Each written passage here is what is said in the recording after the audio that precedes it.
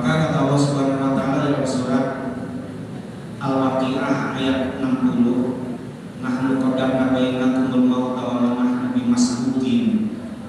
Kami telah menentukan waktu kematian kalian, kita semua. Qaddamna bainakumul mauta wa ma nahnu bimasbuqin. Dan aku tidak lemah, kata Allah, ala an ubaddila amsalakum. Nanti setelah kita mati, ala nubaddila amsalakum, Allah akan merubah bentuk kita. Manusiakum fima la ta'lamun, dan Allah akan menciptakan kita dengan keadaan yang tidak kita ketahui. Itu hanya Allah. Maka nanti ketika kita banyak beramal, beribadah sesuai dengan roadmap-nya Allah, sesuai dengan blueprint-nya Allah, yaitu menjadi hamba yang bertakwa, maka ketika menuju kematian yang Allah tentukan, mulai dari kematian malam ini, misalnya kita mati, besok kita udah beda alam, namanya alam barzakh, kita sudah dipersiapkan oleh Allah untuk di alam tersebut. Makanya wa man nahnu bimasbuqin, Allah itu tidak sibuk ngurusin orang mati. Maka dalam surat Ar-Rahman ayat 29, wa yas'aluhum man fis samawati wal ardh, setiap hari semua makhluk Allah yang ada di bumi dan di ada yang langit minta kepada Allah. Wa huwa kullu yawmin fi sya'an, setiap hari Allah itu sibuk. Surat Ar-Rahman ayat 29. Allah aja sibuk ngurusin hamba-hambanya, makhluknya, dari mulai alam jagat raya sampai alam dunia. Kita di dunia ini bagaimana menyibukkan diri kita kepada Allah, sementara aja Allah sibuk buat kita. Maka tadi ala an nubaddila amsalakum, nanti kita akan diganti bentuk tubuh kita. Mungkin sekarang Bapak udah mulai ubanan, udah mulai ubanan, ya gigi udah mulai rontok, satu persatu, dikit-dikit tinggal renting, giginya habis, giginya tinggal renting. Mata udah mulai kagak awas, dengkul udah mulai lemes, ujung-ujung rambut udah longsor, muka mulai keriput, berubah seperti surat Yasin ayat 68. Wa man amilhu naqis fil khalqi afala ya'qilun. Bagi orang yang kami panjangkan umurnya, kata Allah, niscaya akan kami bentuk kembali penciptaannya, yaitu orang yang kuat dan yang lemah. Maka manusia melalui periode, ada zaman di mana dia posisinya sangat kuat. Biasa manusia umur 30 tahun, mulai 20, 30, angkatan itu gak kuat. Kalau mulai 40 kesonotan, mulai lemes.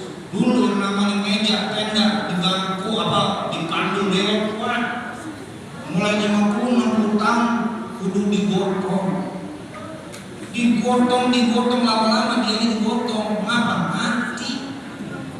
Jadi kita yang ada di sini, mohon maaf, saya mungkin udah berapa tahun di sini, pernah melihat orang-orang yang saat ini sudah di alam kubur. Dulu masih bisa berjamaah sama kita, sekarang sudah nggak ada. Ya, almarhum Bapak Hakim yang saya sering diminta, sekarang kagak ada. Jangan berjamaah, kemarin masih bisa Ramadan hadir di sini. Nah, kita juga sama. Jangan berpikir hidup kita setelah di dunia ini enak-enakan. Kita nanti akan mengalami apa yang mereka alami. Kita dulu masih bocah, tidak pernah ngalamin jadi orang tua. Pas kita jadi orang tua, kita baru mikir, oh karena kita jadi orang tua punya anak begini. Karena kita lihatin orang yang hidup, kemudian yang mati, merasakan kehidupannya selesai, kita nanti akan merasakan kehidupan kita juga akan selesai. Boleh sekarang kita masih bersenda gurau, masih ngobrol, masih banyak bercanda, masih banyak hitung-hitungan, tapi banyak pahala, banyak dosa yang kita berbuat. Maka momentum Ramadan ini adalah bulan suci. Bulan suci itu karena diturunkan Al-Quran. Maka kita Rasulullah bilang, "Taraktufikum amrayn, kain tamassaktum bihima falam tadillu abadan." Biar kita hidup ini sementara ini jangan sampai kita lengah. Maka Rasulullah berwasiat agar kita itu, kata Rasulullah, tinggalkan kepada kalian dua hal.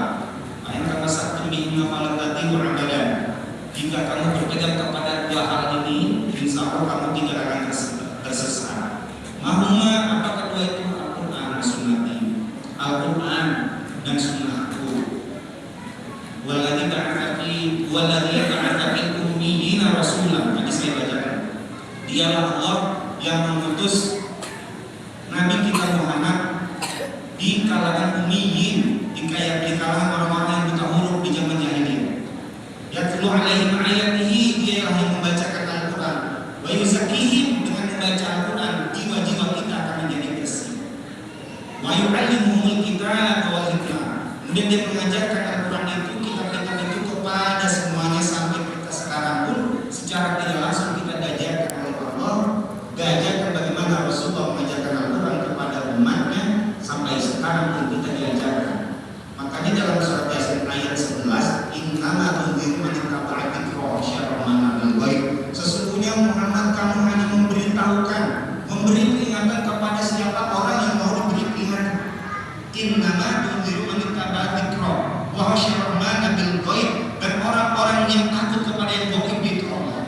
Fabashshirhum bimaghfiratin wa ajrin karim. Maka berikanlah kabar gembira kepada orang-orang yang takut kepada Allah walaupun dia tidak melihat Allah bil ghaib. Walahum ajrun karim, dan Allah akan memberikan ampunan dan Allah akan memberikan pahala yang berlimpah. Maka kalau di dunia ini siapapun beribadah kepada Allah, mau khusyuknya bagaimana, sampai nangisnya kayak apa, sampai seember air mata yang para bakalan bisa melihat Allah.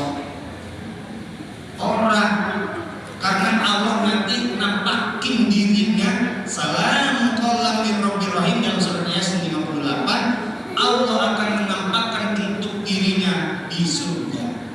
Maka Allah akan mengucapkan keselamatan bagi para penghuni surga. Salam qaulan min rabbir rahim, famtazul yawma ayyuhal mujrimun.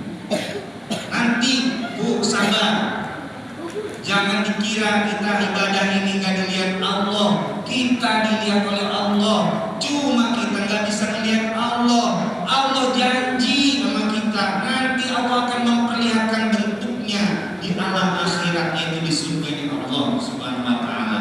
Maka yang bisa melihatnya adalah para penghuni surga.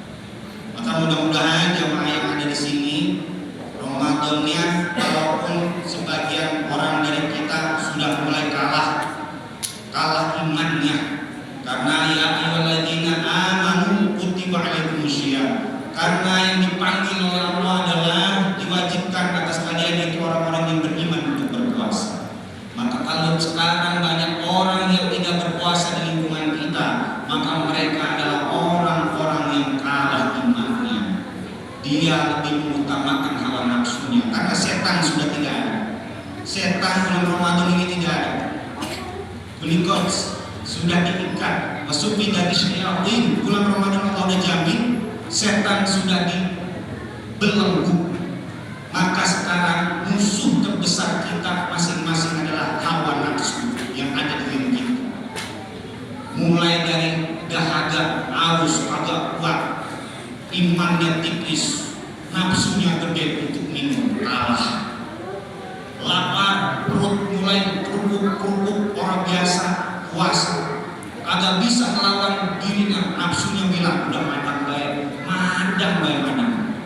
Ada ikan korak apa, ada Indomie bus tuh, bukan setan yang bisikin, nafsunya yang tidak bisa dilawan.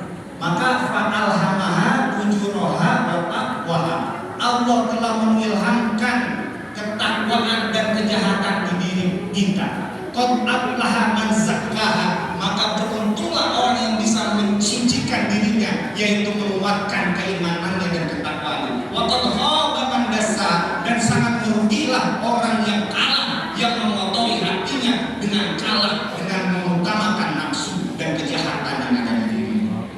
Maka kita ini ada kejahatan, ada ketakwaan, tapi kalau kita menang atau kita terhadap kejahatan yang ada di diri kita, maka kita menjadi hamba pilihan. Namun kalau kita kalah, iman kita kalah, kejahatan kita menang di diri kita, maka kita berarti mengikuti apa yang diinginkan oleh iblis dan setan. Jadi musuh diri kita adalah nafsu yang ada di diri kita. Maka bagi siapa lingkungan kita yang sudah kalah dalam bulan Ramadan ini di hari yang ke-19, jangan kata 19, di hari kedua sudah mulai kalah, di hari kelima banyak yang mulai kalah, di hari yang 10 mulai banyak yang kalah, di hari 15 mulai banyak lagi kalah, boro-boro nanti di hari ke-20, 25 udah ketinggalan. Maka puasa diwajibkan bagi orang-orang yang yang orang beriman, ya kalah. Jadi Islam mah jelas-jelas saja, kagak ngomongnya belang-belang, kagak ngomongnya apa. Jelas orang yang sampai detik ini masih mempertahankan puasanya karena dia sehat, kecuali kalau dia sakit atau ada uzur yang lain yang memang bisa membatalkan, mungkin dia sakit atau melakukan perjalanan kagak punya ongkos, kalau bisa makan aus-ausan menjama sekarang mengambang lah. Yang itu ada alasan dalam aturan dibolehkan. Saya mohon maaf mungkin kelamaan ngomongnya, ini hanya mempertegas saja. Habis ini kita diundang oleh Bapak Dirong untuk ngaji almarhum yang juga bistir. Mudah-mudahan jamaah yang ada waktu bisa mengamalkan silaturahmi kita, mendoakan almarhumah ke rumahnya Bapak Dirong. Dan Dirong nama siapa aslinya? Mamat, maaf ya. Ya kadang-kadang abang Dirong baik. Mohon maaf apabila ada kekurangan ibu-ibu yang mungkin berkeluarga karena kelamin